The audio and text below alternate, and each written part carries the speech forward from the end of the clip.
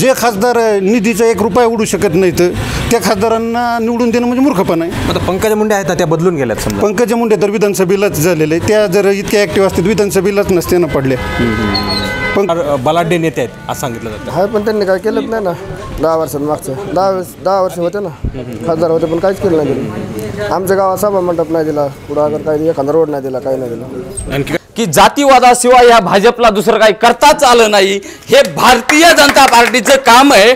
भारतीय जनता पार्टीला सांगतो मी एक तुम्ही जे की जातीवादाशिवाय या भाजपला दुसरं काही करताच आलं नाही हे भारतीय जनता पार्टीचं काम आहे. भारतीय जनता पार्टीला सांगतो मी एक तुम्ही जे पाटोदा तालुक्यामध्ये आहे दोघांची लढत होणार आहे म्हणजेच पंकजा मुंडे विरुद्ध बजरंग सोनवणे. आता बजरंग सोनवणे यांची कालच उमेदवारी जाहीर झाली मात्र बजरंग सोनवणे यांनी जे आहे ते थेट गावात भेटीगाठी सुरू केलेल्या आहेत. कशा प्रकारची ही लढत होणार आहे पाटोदा तालुक्यातील नागरिकांना मतदारांना काय वाटतं हे जाणून घेणार आहे. तुमचं मराठी महाराष्ट्रामध्ये स्वागत आहे. कोण खासदार होणार आहे असं तुम्हाला वाटतं? बजरंग बाप्पा. कशामुळे? बजरंग बाप्पाची ॲक्टिव्ह आहे बजरंग बाप्पा. रात्री तिकीट जाहीर झालं आज आमच्या गावात बजरंग बाप्पा सकाळीच हजर आहेत. प्रीतम मुंडेंनी मागच्या 10 वर्षामध्ये काय कामं केली? नाही प्रीतम मुंडे आमच्या गावात कधी आल्या बी नाहीत आणि काहीच नाही. इथं नुसतं रेल्वेचं म्हणते तर 15 दिवसाला कधी रेल्वे येते. रेल्वेचा प्रश्न 50 वर्षापासून होता. कुठलंही सरकार आलं की त्याच्यावर बजेट टाकतं. प्रीतम मुंडेचा आणि बजेटचा काही म्हणजे रेल्वेचा काही संबंध नाही. प्रीतम मुंडे व्यक्ती म्हणून विरोध आहे का तुमचं काम का वेगळं काय आहे? नाही प्रीतम मुंडे अमळनेरमध्ये किंवा आमच्या गावात कधी आलेलेच नाही. आमचा संपर्कच नाही.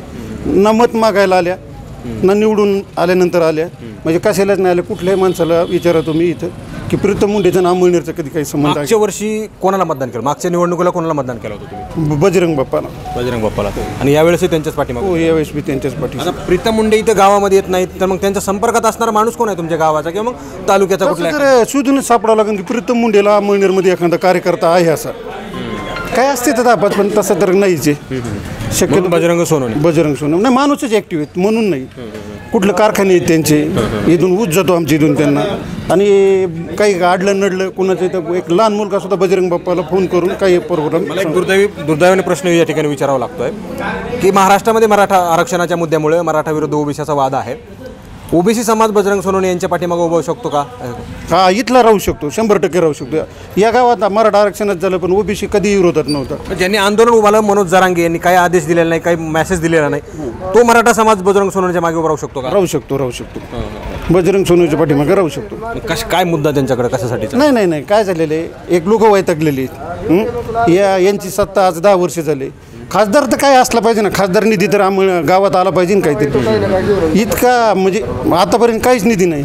आणि त्यांचे पेपरला आपण बरं सोशल मीडियावर पाहिलं तर सर्व निधी त्यांनी माघारी पाठवला आहे. वर्षाला काही जो खासदाराला निधी असतो हा सुद्धा माघारी पाठवला आहे. म्हणजे जे काही सोशल मीडिया किंवा मीडिया आहे यात इतका निष्क्रिय खासदार आपल्या बीड जिल्ह्याचा आहे म्हणजे हे बरोबर नाही.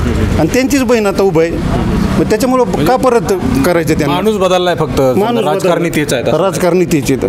जे खासदार निधीचा 1 रुपया उडू शकत नाहीत त्या खासदारांना निवडून देणं म्हणजे मूर्खपणा आहे. आता पंकजा मुंडे आहेत त्या बदलून गेल्यात समजा. पंकजा मुंडे तर विधानसभेलाच झालेले आहे. त्या जर इतक्या ॲक्टिव्ह असतील विधानसभेलाच नसते ना पडल्या. पंकजा असो कोणी असो आता पलटी 100%. बजरंग सोनवणेच.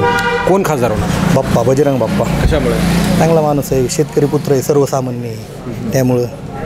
नाही ते राजकारण आहेत पंकजा मुंडे राजकारण फार मोठी पार्श्वभूमी त्यांना सुद्धा आहे पंकजा मुंडेंना गोपीनाथ मुंडे ह्यांना नाही ना बाप्पांना काय पार्श्वभूमी नसल्यामुळे नाही का सर्वसामान्य त्यांच्याबरोबरच आहेत आज पण.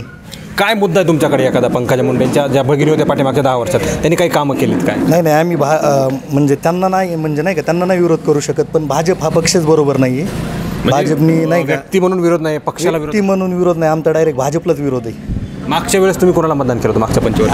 आम्ही घड्याळच राष्ट्रवादीलाच आम्ही राष्ट्रवादीचेच कार्यकर्ते तर पण नाही का आता पवारसाहेब तुतारी सगळी एक झालेत ना त्यामुळे काही विषयच नाही. त्यामुळे बाप्पा 100% निवडून येतील. कोण आहे खासदार? बजरंग बाप्पा. त्याच्यामुळं चांगला माणूस आहे. काय तुम्हाला अपेक्षा आहेत त्यांच्याकडून आणि ज्या मागच्या खासदारांनी केले नाहीत काय चुका तुम्हाला दिसतात? मागच्या खासदाराने आमच्या गावात चक्करच मारलेली नाही कधी. त्यांचा कार्यकर्ता एखादा कार्यकर्ता आम्हाला सांगता यायचं नाही हो कार्यकर्ता म्हणून. बरं आता कसं तुमचा आणि बाप्पांचा कसा संबंध आहे? बजरंग बाप्पा आमचा पहिल्यापासूनच संबंध. तुम्ही त्यांचे कार्यकर्ते? आता म्हणून खासदार होणार. होणार ना. मागच्या वेळेस नाही झाले पण ह्या वेळेस होते नक्की. आता पंकजा मुंडे त्यांच्यासमोर फार बलाढ्य नेते आहेत असं सांगितलं जातं. आहे पण त्यांनी काय केलंच नाही ना 10 वर्षात मागचं 10 वर्ष होते ना खासदार होते पण काहीच केलं नाही दिलं. आमच्या गावात सभा मंडप नाही दिला पुढं अगर काही एखादा रोड नाही दिला काही नाही दिला. आणखी काही विकास कामं झाली? ते आमच्या गावातच आले नाहीत म्हणायचं 10 वर्षात आलीच नाहीत गावात. अनेक प्रश्न आहेत. ऊसतोड मजूर असतील, बेरोजगार असतील, त्यांचं काही नाही काहीच नाही त्यांचे प्रश्न कोणताच प्रश्न सोडवलेच नाही. नाही म्हणून बजरंग सोनवणे. हो. कोण होईल खासदार? माझं एकच म्हणणं आहे, रामकृष्ण हरी ज्याला कोणी म्हणतात कोणी नाही, कौशल्यासारखी माणसं नाहीत, सीतेसारखी सून नाही, लक्ष्मणासारखी कुणी बिभीषण होत असेल तर बिभीषणासारखा मित्र नाही, रावणासारखा कुणी शत्रू होत नाही. पण बीड जिल्ह्यात अशी कला झाली आहे की जातीवादाशिवाय ह्या भाजपला दुसरं काही करताच आलं नाही. हे भारतीय जनता पार्टीचं काम आहे. भारतीय जनता पार्टीला सांगतो मी एक, तुम्ही जे 6,000 रुपये देता, 6,000 रुपये शेतकऱ्यांना जे 6,000 रुपये देता ते 6,000 रुपये तुम्ही ते 6,000 रुपये उपकार कोणते करत नाहीत. तुम्ही आता 4,000 रुपये वाढवले. 4,000 रुपये जे वाढवले, पहिले 2,000 देत होते 4 महिन्याला. गॅस टाकी कितीला गेली? 1,100 रुपयाला. गॅस टाकी गेली 1,100 रुपयाला, पहिली होती 650 रुपयाला. मग काँग्रेसच्या काळात जर 650ला होती, मग आता 1,100 रुपयाला गेली. मग तुम्ही सरकार तुम्ही करता काय? तुम्ही शेतकऱ्यांना एवढं कळलं पाहिजे की आपण जे 6,000 रुपये घेता, आपल्या घरात जे नेहमी आपल्या बुद्ध्या जर भ्रष्ट झाल्यात शेतकऱ्यांच्या, त्यांनी बुद्धीतलं एक काढून टाकावं. हे माझं शेतकऱ्यांना आव्हान आहे. मी काय कोणते हे नाही, मी कट्टर शरदचंद्र पवार साहेबाचा कार्यकर्ता आहे. मी कोणाचा 1 रुपया घेऊन लाचारी नाही, गावात पण नाही, कुठंच नाही. पण ह्यांनी एकच काम करावं की ह्या वेळेस ज्यांनी जातीवाद निर्माण केला, आमच्या जातीवाद नव्हता. आमच्या गावात जाऊन विचारा, आमच्या जातीवाद कधीच नव्हता गावामध्ये. पण ह्यांनी जातीवाद निर्माण करण्याचं, आमच्या गावातले काही लोक असतील त्यांनी जातीवाद निर्माणाचं काम केलं. पण त्यांना पण एवढं सांगतो की तुम्ही आता इलेक्शन जवळ आहे, मतदान जवळ आलंय, उमेदवार डिक्लेअर झालाय, पण तुम्ही फक्त ज्या वेळेस मराठा समाजाचा विरोध असू दे, आम्ही कोणत्याही जातीपातीला मानत तसं नाही, पण तुम्ही ज्या वेळेस मतदान रूपी त्यांना बहुरूपी आशीर्वाद देता, त्यावेळेस कोणतीही जातपात न धरता फक्त आणि फक्त आपल्या घरातल्या समाज असू द्या, काही असू द्या, त्यांचा विचार करा. आदरणीय शरदचंद्रजी पवार साहेब यांचे विचार घराघरात पोहोचवा. त्यांना मतदानच्या रूपी आशीर्वाद द्या. कारण ज्यांनी त्यांना आतापर्यंत सांभाळलं ते त्यांच्यावरती काय झाले तुम्हाला माहिती आहे. आजीदादा असतील, कोणी असतील, आपल्या त्यांच्या जास्त बोलायची गरज नाही आहे. पण त्यांना एकच सांगतो, जे 6,000 रुपये ते आज आमच्या गावातली कंडिशन सांगतो. मला काही बांधव भेटले, आजोबा भेटले, कोणी थोर विचारवंत असतील, ते बोलले की 6,000 रुपये येतात मोदींकडून, ह्यांनी काय दिलं?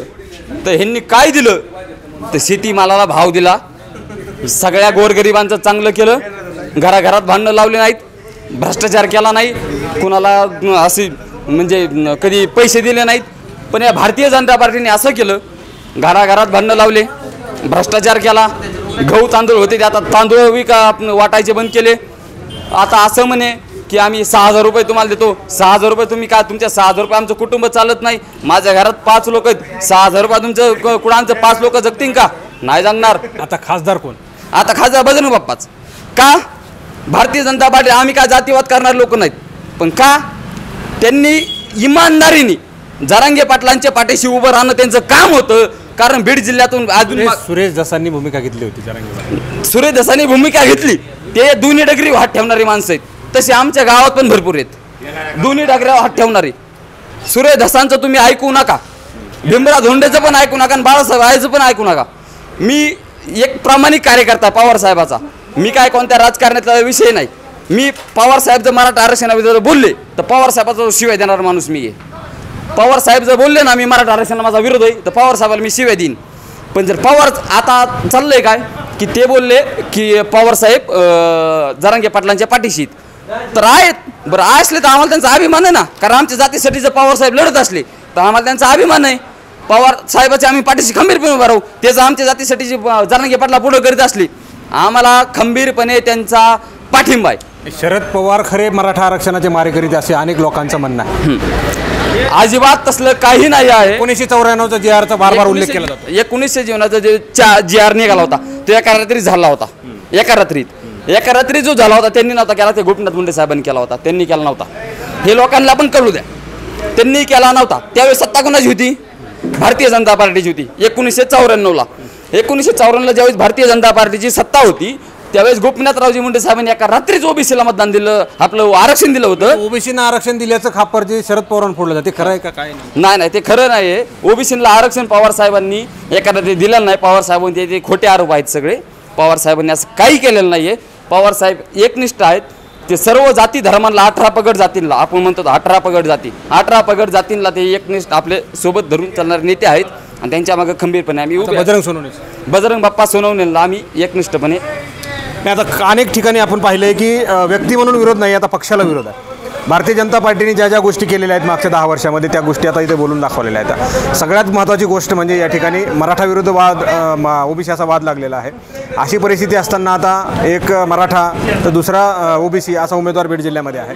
बजरंग सोनवणे यांच्या बाजूने कशा प्रकारचा उमेदवार मतदार उभा राहतो हे पाहणं महत्त्वाचं ठरणार आहे. दुसरीकडं भारतीय जनता पार्टीकडून फोडाफोडीचं राजकारण केलं जातं, घराघरात भांडं लावले जातात.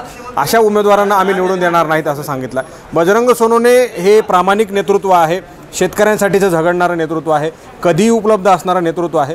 ज्या खासदार होत्या प्रीतम मुंडे मागच्या 10 वर्षामध्ये, त्यांना हे गाव माहीत नाही आहे आमचं, गावामधली कुठली एखादी विकास कामाचे रस्ते जे आहेत ते केलेत का, अशा प्रकारचे अनेक सवाल या ठिकाणी नागरिकांनी जे आहे ते उपस्थित केलेले आहेत. त्यामुळे येणाऱ्या काळामध्ये पंकजा मुंडे यांची वाट कशी असणार आहे, कशा प्रकारची ती निवडणुकीला सामोरं जाणार आहेत, कसा मतदार त्यांना सहकार्य करतो हे पाहणं महत्त्वाचं ठरणार आहे. कॅमेरा पर्सन परिवर्तन जाधवसह मी संग्राम धनवे, मराठी महाराष्ट्र न्यूज, पाटोदा.